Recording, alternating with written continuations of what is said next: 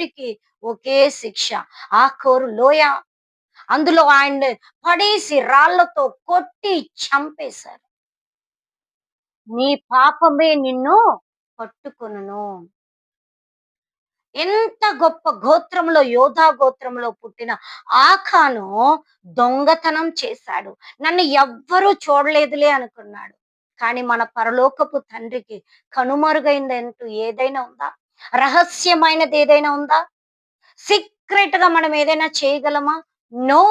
We can't hide from the god anything. మనం ఏమి చేసినా సింగిల్ థింగ్ అయినా god is watching over us. దేవుడు మనల్ని చూస్తున్నాడు.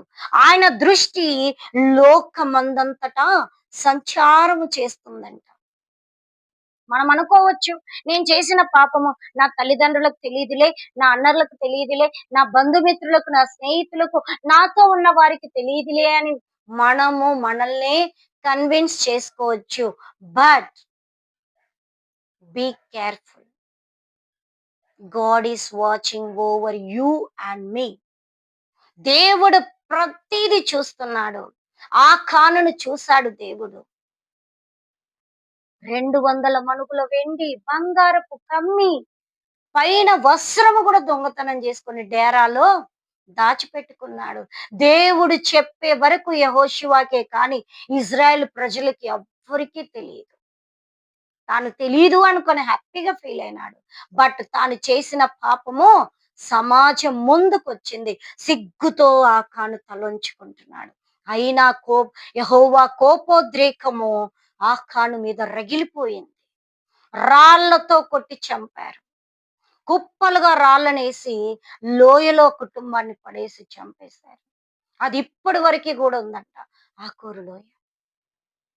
ఆకాను ఎంతగా శిక్షింపబడ్డాడు. మన పాపమే మనల్ని ఏం చేస్తుంది? పట్టుకుంటుంది. దేవునికి మనం ఏమీ దాచిపెట్టలేము. అందుకే దేవుని యొక్క వాక్యం చెప్తుంది, అతిక్రమములు చేయువాడు వర్ధిల్లడు, వాటిని ఒప్పుకొని విడిచిపెట్టువాడు కనికరము పొందును. ఆజ్ఞ అతిక్రమమే పాపము. ఆకానుకు తెలుసు, గొప్ప గోత్రంలో ఉన్న వ్యక్తి, అది తప్పని తెలుసు, అది పాపమని తెలుసు. అయినా చేశాడు.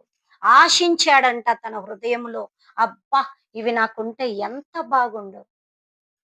ఆశించి దొంగతనం చేసి దాచిపెట్టుకున్నాడు. కానీ అది దేవుని ముందర దాగలేకపోయింది.